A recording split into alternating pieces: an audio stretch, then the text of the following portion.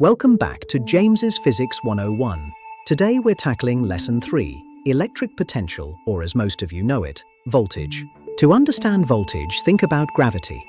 A ball at the top of a hill has the potential to do work because of its position. In electricity, it's the same. If you push a charge against an electric field, you're storing energy in that system. Electric potential is simply the amount of electric potential energy stored per unit of charge at a specific location. Physicists often visualize this using maps. High voltage is like a mountain peak. Low voltage is like a valley. These lines are equipotentials, paths where the voltage is constant. Moving along them requires zero energy. We measure this in volts, named after Alessandro Volta. 1 volt means 1 joule of energy is stored for every coulomb of charge.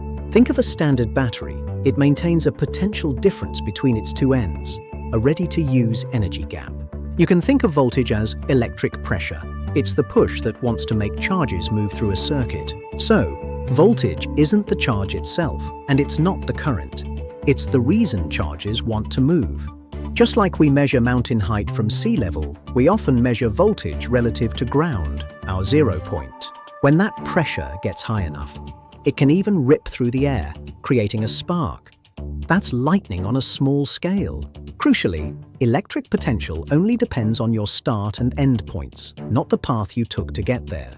Inside your computer, different components need different pressures to function correctly, from 1.2 volts to 12 volts. As charges travel through components, they spend that potential energy. We call this a voltage drop. A common mistake is confusing voltage with current. Remember, voltage is the push, current is the flow. Static shocks are high voltage but very low current. Lots of pressure, but not much actual stuff moving. Power lines use extreme voltage to push energy over long distances efficiently. We'll see why in Lesson 9. Because high potential means high energy capacity, always respect high voltage signs. It's not the volts that kill, but the volts deliver the current that does.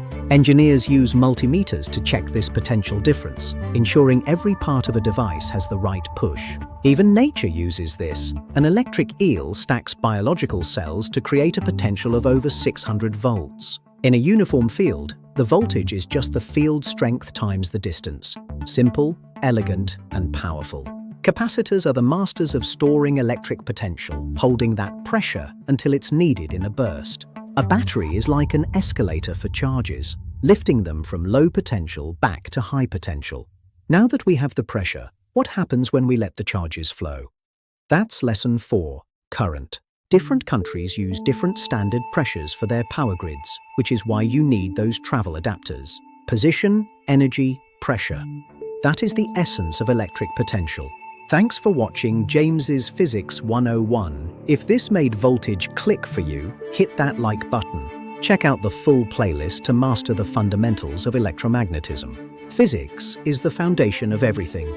See you in the next lesson.